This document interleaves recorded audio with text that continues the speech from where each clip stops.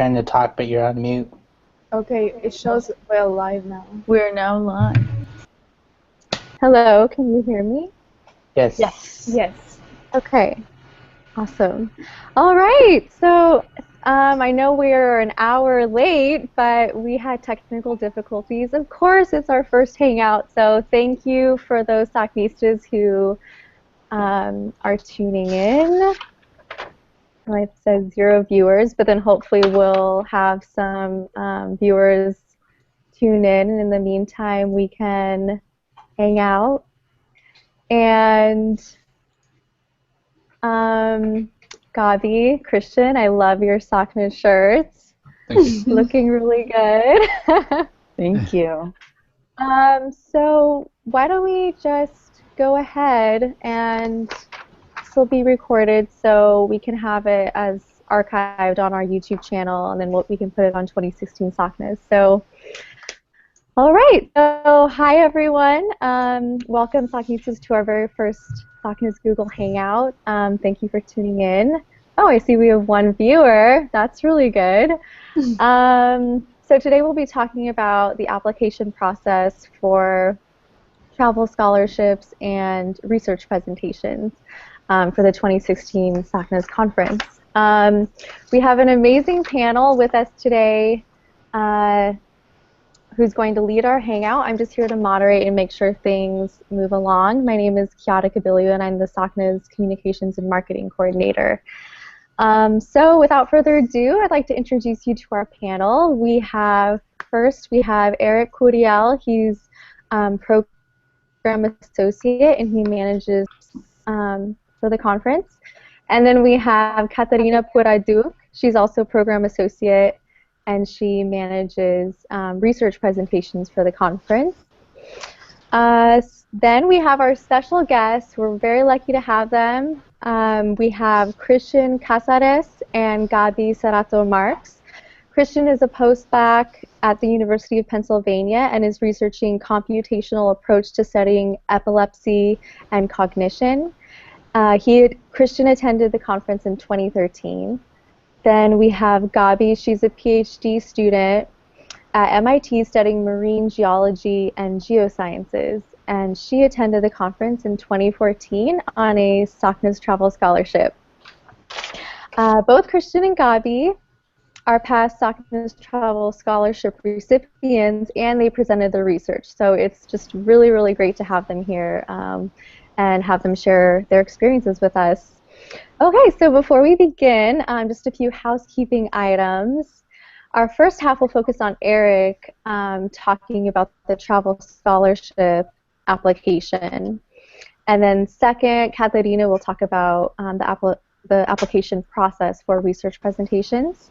Then Gabi and Christian will talk about their overall conference experience. And then we'll end the hangout by taking your questions. It says there's 1 viewer, so now it says there's 0 viewers. But for those of you who are on, by the time when we're all done, we will take your questions. So please, I want to remind you to submit your questions on the Q&A chat function of the Hangout. We will try to answer as many questions as we can, but for those questions that we do not get to, please ask them on social media using the hashtag SACNAS2016. All right, so let's jump in. Eric, do you want to tell us a little bit about the travel scholarship application process? Yeah, so I'll quickly talk about just a quick overview of the travel scholarships, and then I'll switch gears and then have Gabi and Christian give their tips about the application itself. So we invest in you because you are the next generation of scientists and leaders, so we really hope that you take advantage of the opportunities, not just of the travel scholarships, but also of the research presentations. The travel scholarships cover conference registration, travel, and lodging costs to attend the 2016 SACNAS National Conference, which this year will be held in Long Beach, California, from October 13th through the 15th. These opportunities are available to students who are enrolled through fall 2016, which includes undergraduate, post-bac and graduate students, and as well as postdoctoral researchers. We do have 2 application periods. The first one is right around the corner. Applications are due next Friday, May 13th. But if you are not able to submit your application by then, we do have a summer application period which opens on June the 6th. You can access all of the travel scholarship information as well as the applications through our conference website, which is 2016sacnis.org. Once you're on the page, you can hover over the top menu and scroll down to the travel scholarship links. There you'll find more information about the eligibility, the guidelines, the deadlines, and the application links themselves. Do note that there are 2 applications, one specifically for students and the other one for postdocs, so please be sure to fill out the correct application. So yeah, now I'm going to move over to the actual important part, which is the tips. So one of the requirements that you need for the application is a statement of purpose. This is your opportunity to share with reviewers what your research interests are, what your career goals are, and what you will get out of the SACNIS conference. So Christian, would you mind talking a little bit about tips when students are drafting their app or their statement of purpose? Yeah, sure. So essentially, you have 500 words to explain a couple of things.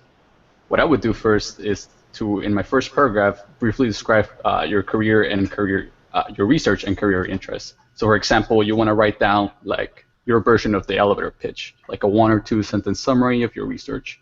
And afterwards, when you're describing your career interests, don't feel too alarmed if you're not sure yet where you see yourself, 10 years down the road. However, at this point, I'm sure you can at least mention whether you see yourself in academia, industry, or a nonprofit organization.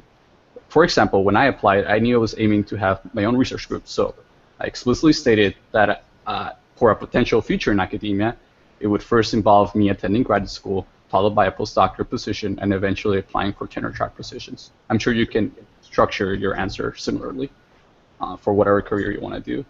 In the second paragraph, you want to answer what you hope to gain from attending the conference. So this could be several things, actually. So you're going to get valuable public speaking experience that will be beneficial to any sort of career you might throw yourself into. In addition, you're going to have the opportunity to network with future research collaborators within your own field or even outside of your field. And attending will also give you the opportunity to go to the exhibit hall, where you're going to learn about job, internship, and graduate school opportunities. And in addition, I also recommend looking over last year's SACNAS 2015 program. Look through it and make note of any sessions or panels that directly relate to your career, and even issues relevant to your own community. Mention how you look forward to attending similar sessions in the upcoming conference. And I believe that this sort of specificity is going to make your application stand out to the reviewers. In the third paragraph, you're going to tie this all up. So how do your career and academic goals align with the SACNAS mission?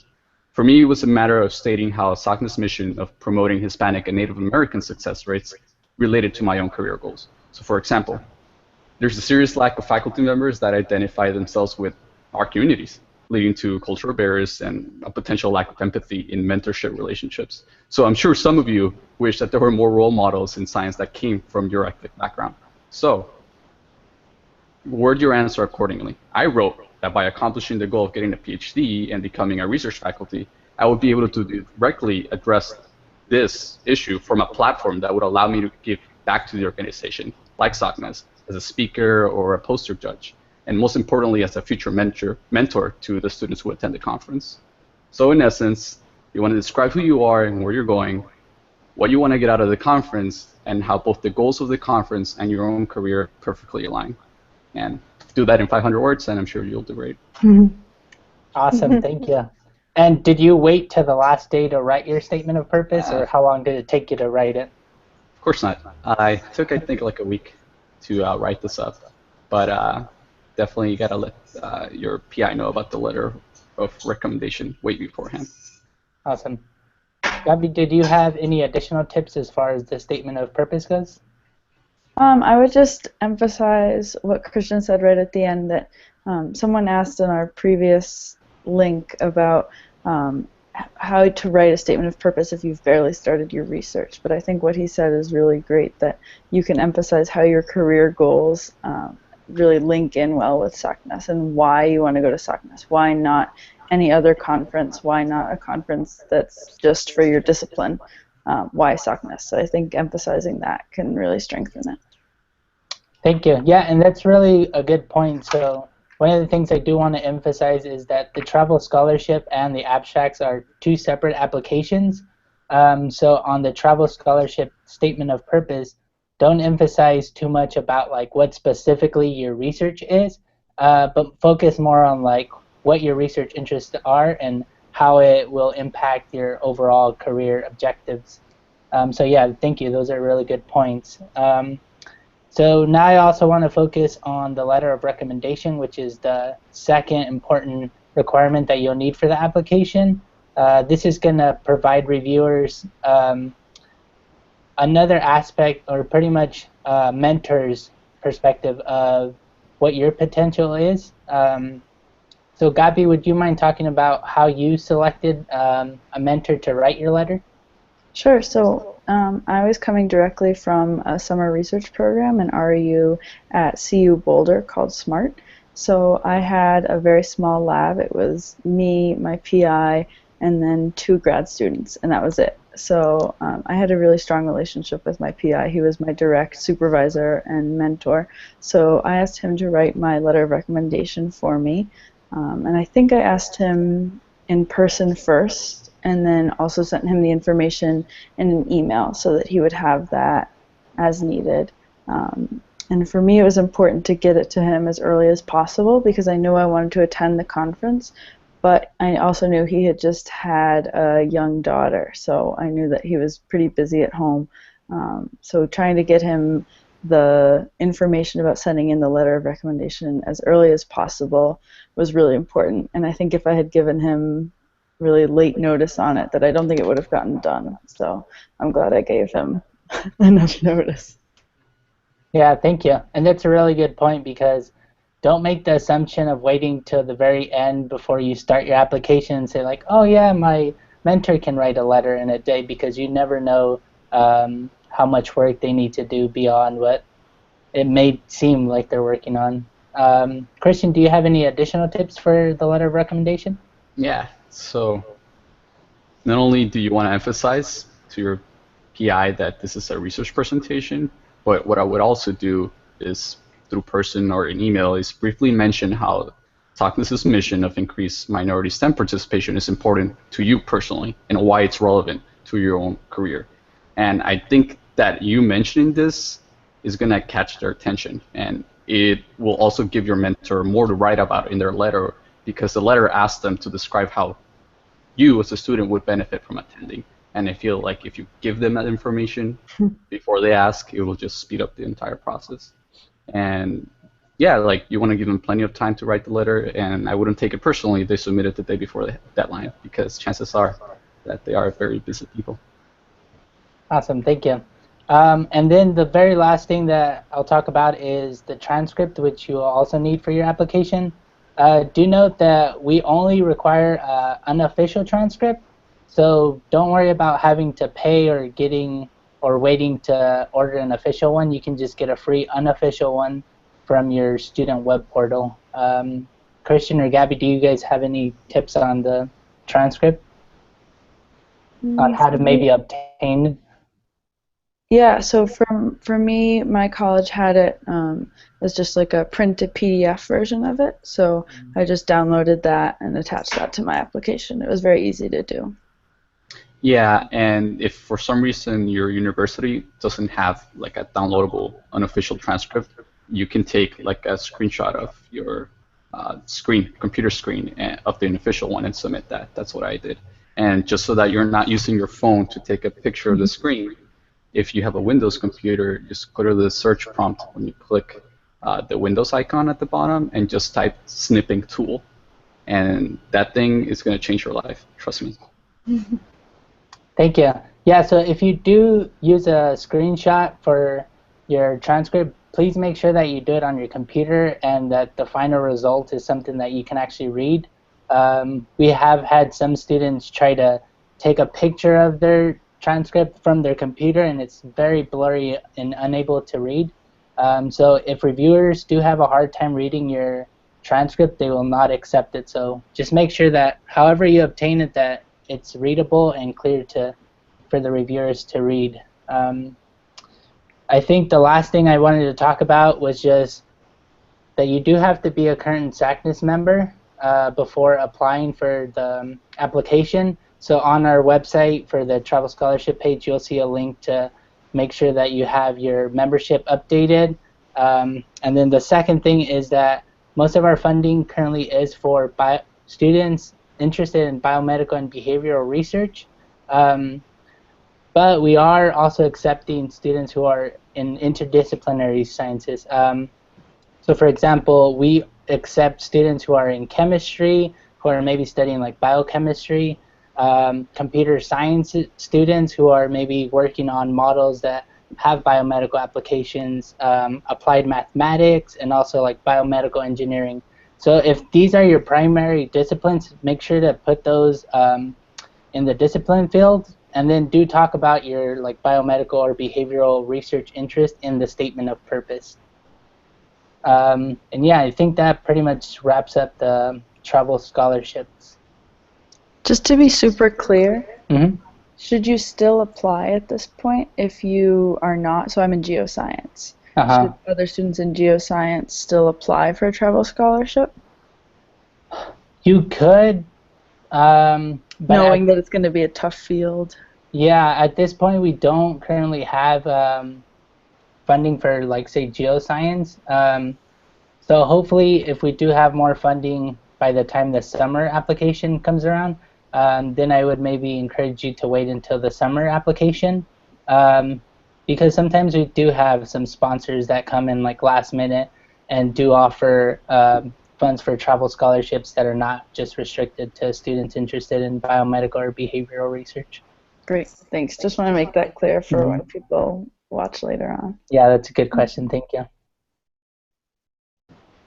Great. Thank you so much, Eric, Gabi, and Katarina. And Eric, Christian, and Gabi.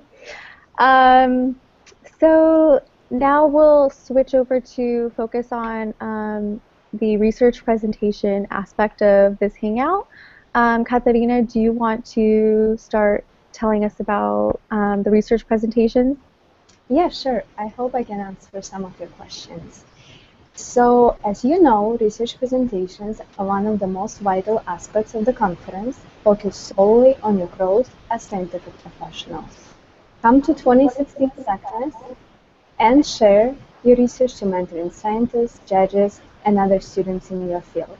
This year, undergraduate, graduate, and postbac students have an opportunity to do poster presentations, and graduate students and postdoctoral professionals have an opportunity to give oral presentations. We offer 2 application periods, spring and summer. The deadlines are identical to travel scholarships. So spring period, the deadline is approaching right around the corner, May 13. In the spring, we do accept applications for poster and oral presentations. And the purpose of the summer application period is to accommodate undergraduate students participating in a summer research program. Keep in mind that you cannot reapply in the summer if you submitted a spring application that was not approved. But if you miss the spring application, we will consider your summer application. However, applicants from students in a summer program will receive priority. So, how to apply if you have a question? Visit our conference website, 2016sacnas.org. At the menu, please choose Research Presentations tab. There you will be able to learn to read guidelines, selection criteria, frequently asked questions, and the eligibility.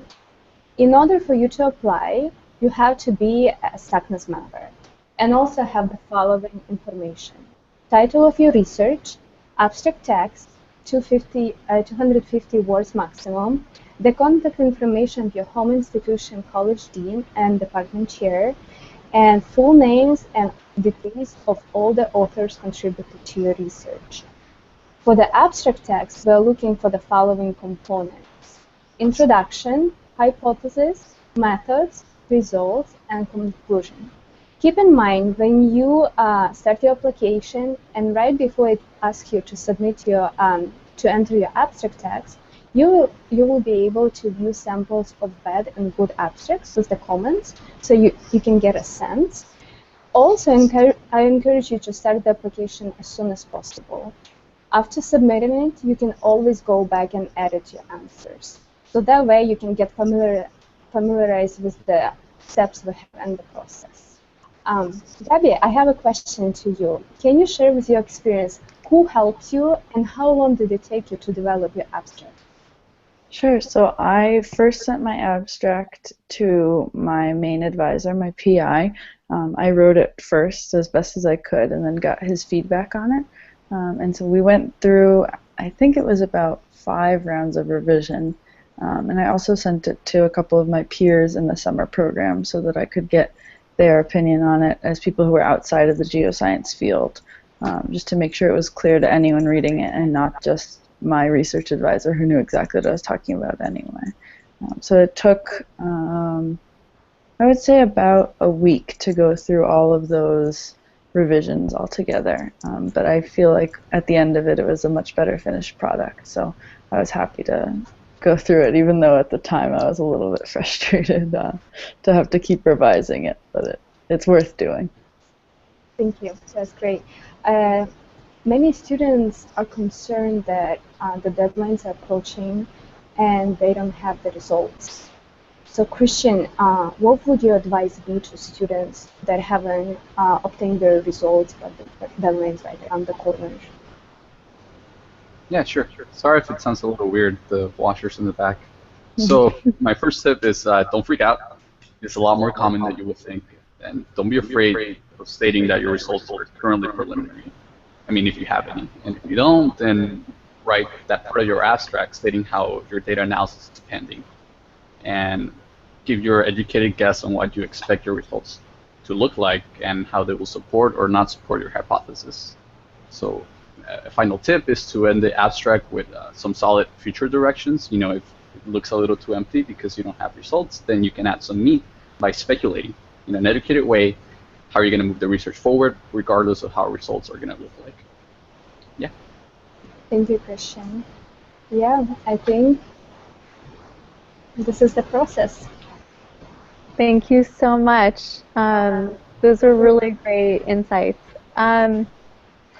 All right, so then I guess we'll move forward to the section. Gabi and Christian, do you want to just kind of explain your overall conference experience, what it was like presenting your research, and then going to the conference on a travel scholarship? Sure, I can go first unless Christian's... Yeah, okay, so I'll start.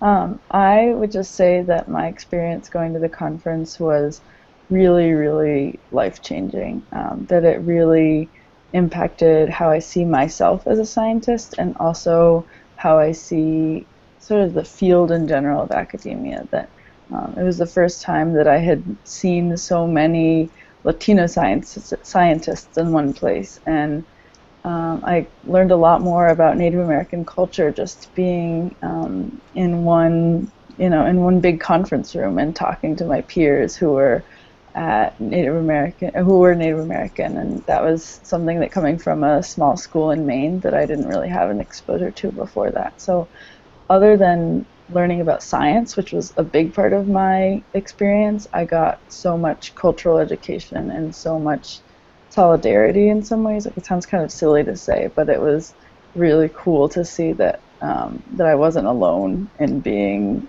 a scientist whose grandparents didn't go to college or any other aspect of your experience. So I would highly, highly recommend it. I said in the other hangout, make sure you bring comfortable shoes. I spent the whole time on my feet.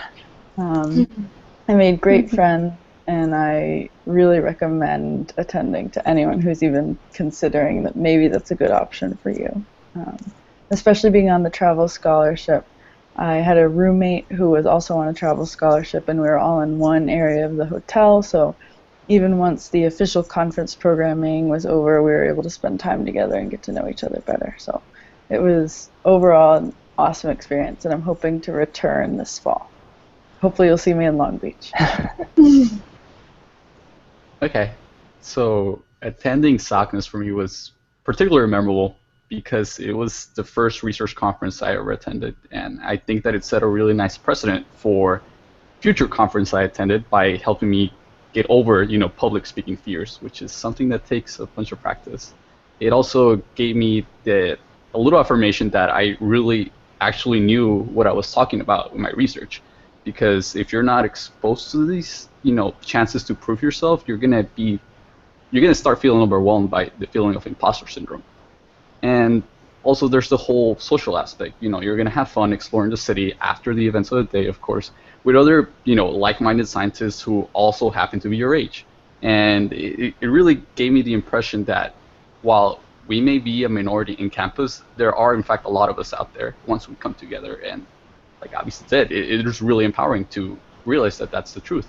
So yeah, apply, do it, and I promise you won't regret it. Christian, how did you hear about SACNAS or the SACNAS conference? So I was in the MARC program at UC Berkeley, which is Minority Access to Research Careers, and Corey Welch actually was the program coordinator, and he told us about SACNAS and encouraged us to apply for the travel award. Yeah, this is when I was a junior, yeah.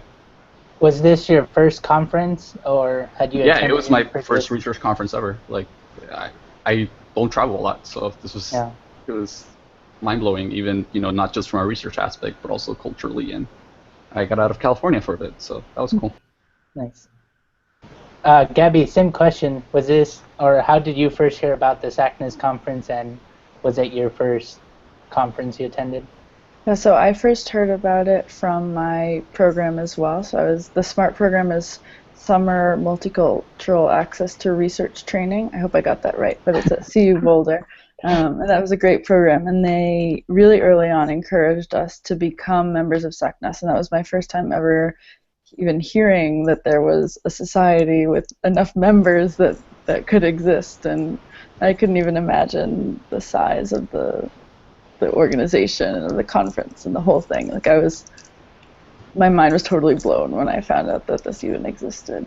And it was I think it was my second research conference, but it was my first ever broad conference, so not just in the geosciences. So it was really great to get to learn more about biomedical science and see all these new techniques that I'd never heard of before, and also be sitting next to people at dinner who were studying things that were entirely different from what I was doing. So that part was really cool too, the interdisciplinary aspect.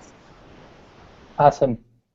And were you able to interact with any professionals? Could you talk about that experience? Sure. I talked to a lot of professors who were at schools that are a lot bigger than my undergrad school. I went to Bowdoin College in Maine, which has just under 2,000 students. So getting to talk to professors who are at much bigger departments and much bigger schools overall was really interesting to hear about their perspective and what their job is like, because I've only ever seen liberal arts professors before I got to grad school. So it was really cool to hear about other possible career paths for myself, but also to understand better what my peers were learning from at bigger schools. So that was great. And was it difficult to approach the professors? No, not at all. They were super nice. They were like the ones sitting next to me and asking me what I was doing, and they were the first ones to talk to me. So yeah, that part was also really mind-blowing that was even possible. It was really cool. Nice. How about you, Christian? How was your experience interacting with professionals? Yeah, it was really cool because, you get that chance to, you give them a chance to be candid because you're not talking to them inside of the university setting, so they give you a little more realistic view of how their career is, the good and the bad, and I think it also helps you get over, the sort of intimidation you might feel by talking to people in this sorts of positions. Like, you just you build your confidence and you're able to approach these people easier and easier after this. And I would also say that not only do you meet people within academia as professors, but also in places like the exhibition hall, you get to actually talk to professionals from governmental agencies who are looking to recruit people. And I mean, if they see you walking around with a tribal award tag on your name tag, then they're gonna pay extra attention to you. I would say that it's great not only for networking, but like I said earlier, it helps you get over the whole intimidation. Yeah. Thank you. Thank you, Christian and Gabi. Yeah, I mean, just they're humans too, so that's really great. Thank you for sharing your experience. And we have, if in case someone wants to know, do they need to be a SACNAS member at the time of applying for a travel scholarship? Eric, could you help answer that question? Yeah, so you do need to have a current SACNIS membership to be considered for an award. So if you have already completed your application, you can still go back to our travel scholarship page, and under the eligibility, you'll see the SACNIS membership link. So make sure that by the time the deadline comes around that your membership is current, because yes, you do need to be a member, not only for travel scholarships, but also for research presentations. Who wouldn't want to be a SACNAS member?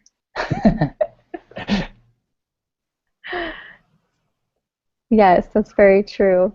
Gabi, what was your favorite, if you could just pick one thing, your favorite thing from the conference? I know that's really hard because probably a million different things, but the one thing that stands out in your mind.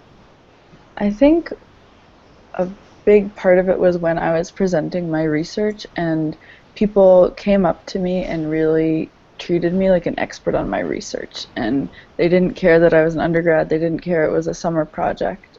People really treated me with respect. And as a colleague and as an undergrad, I think I was 20 years old, to have professors and postdocs and grad students coming up to me and treating me with that kind of respect was really, it was crazy to me. It was great, but it was crazy. And I think, sort of like what Christian was saying, it was great for building up my confidence and for understanding that I can succeed in this field or whatever it is that I choose to do, that people do understand that everyone starts somewhere, and they still treated me with that kind of respect. So that was really cool. I actually did get to present my poster in Spanish to one of the people who came up to see it, so that was cool too, to flex some of my bilingual skills. I think it's pretty unique to SACNAS, at least. So that was cool too. Thank you. Yeah, and Christian, asked the same question to you. What was your takeaway? What was most valuable? I'm trying to rack my memory up for memories. But I would agree with Gabi in the sense that you're finally, even if it's just temporarily, you're taking it a little more seriously than usual as an undergraduate, and I think that in itself is very empowering. And also, we were talking about this earlier, or Gabi was, but I come from Southern California. I am not exposed at all to Native American culture or people, and I think that I gained a lot from being exposed, not only, to their culture, but also to them scientifically. And I think it gave me a sort of awareness that I was severely lacking, because sometimes we might think that, oh, we're the minorities, but someone else is going to have an even tougher time with that. And unfortunately, like they do have it worse. So yeah, I would say that increasing that awareness really did help. In my life right now. Yeah, that's my most memorable takeaway. Cultural exposure. And being a part of the SACNISTA familia and Yes. that sense of community. Yeah, and after the conference, it was cool to go back and realize that there's a chapter, or there was a chapter. I think it's still there over at UC Berkeley, and attending their meetings and all that, and realizing that you're not the only one. Yeah, once I started at MIT, I actually found another SACNISTA who was here in the biological engineering department. So I reached out to her and we had coffee one day. So the connections stay with you even from afar. Great. So if you have anything else to add, now is your time. I think so. It's 5:30. We have a half an hour if we want. I guess looks like we have keeps popping up 2 viewers, 1 viewer, but There were a couple questions left over from the other Q&A, so maybe we can go through a couple of those just to have them addressed in the recording. So one of them that I saw was whether there's any benefit to applying in the spring versus the summer. I didn't know the answer to that. Sort of like are they weighted differently, that kind of thing. And I think it was about travel scholarships. Yeah, so for travel scholarships, ideally the summer is focused for more students doing like undergraduate research. So we kind of try to give them priority in the summer. But if there are other students who aren't necessarily doing undergraduate research in the summer, but just missed the spring deadline, they still can apply during the summer. So another thing that's somewhat similar to that I think a question that I saw was first-time awardees versus received the travel scholarship before. So if you have received a travel scholarship from us before, you still are eligible to apply. We do give priority again to the first-time attendees who are presenting, and then second in line is just general first-time attendees, and then we do also have funding for students who have previously attended our conference on the travel scholarships. And the reason we do that is because we hope that those returning students can then start mentoring those first-time attendees, and again, just keep growing their scientific knowledge as well as their networking skills as well. So yeah, we do offer for students who have previously been awarded, as well as postdocs. Katarina, thank you, Larry. Katarina, do you want to talk about the difference about spring and summer for the student presentations or research presentations? Yes, so for the research presentations, in the spring we do accept poster and oral presentations. And as I said before, for oral presentations you have to be graduate or postdoctoral professional. So if you're one of them, apply during the spring, because in the summer we will be only accepting for poster presentations. So that's the main difference for research presentations. And Eric, I'm reading the question from our previous hangout, and they are asking for, I would like to know what the evaluation criteria for the student travel awards. Bridget from REU program coordinator with Cal State in Monterey Bay. Okay, so yeah, our main criteria at this point is like make sure that you're eligible, looking at the eligibility on our website. And the major factor now is just the funding aspect. So most of our funding, again, is for applicants interested in biomedical and behavioral science. But again, I really want to emphasize that we do accept students who are essentially like, they may be like a chemistry students, but if they're like doing research or even interested in doing research with what they're currently doing and like a biomedical or behavioral research stuff, then they would be eligible to apply.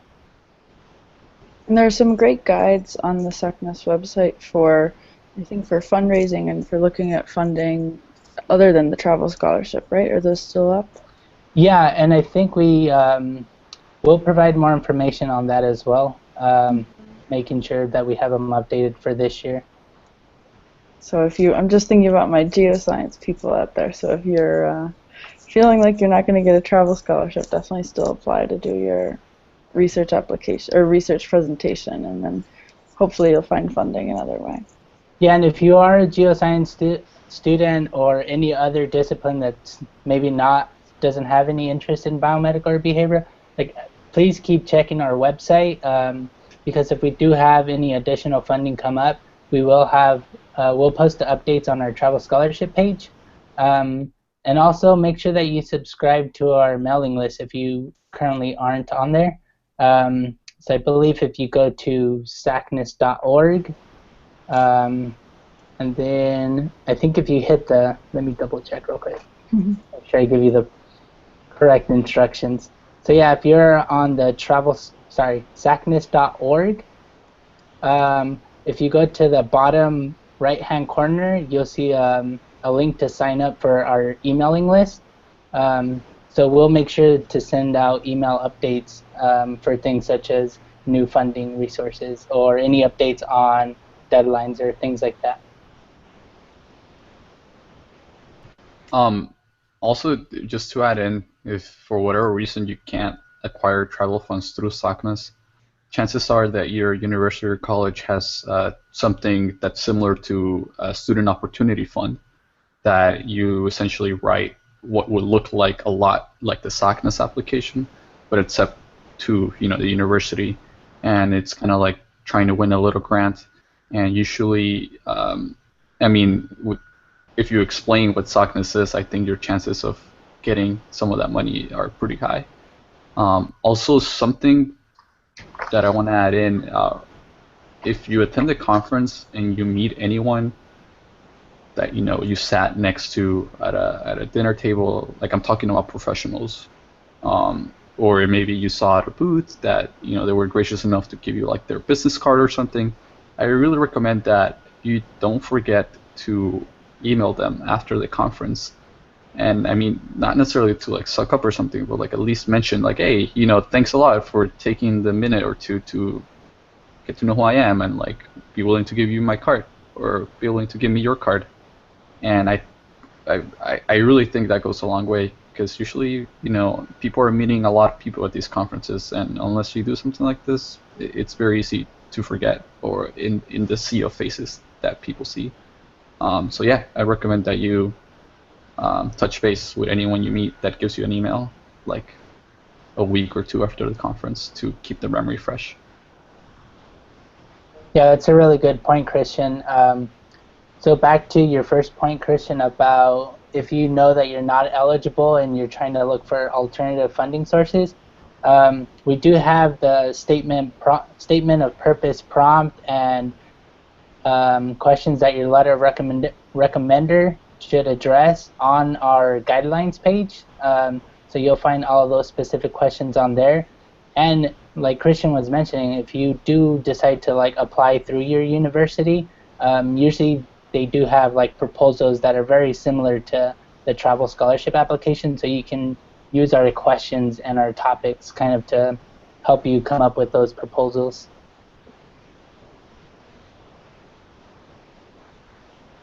Thank you. Yeah, so we have, for those of our audience who's wondering the deadline for accepting the invitation to present your research, can you elaborate more on the deadline? So the deadline for spring application is May 13, and for the summer applications are July 1st. So summer period starts June 6th until July 1st. And how long will they, Katerina, how long will they be able to accept their award notification? You mean award notification if they...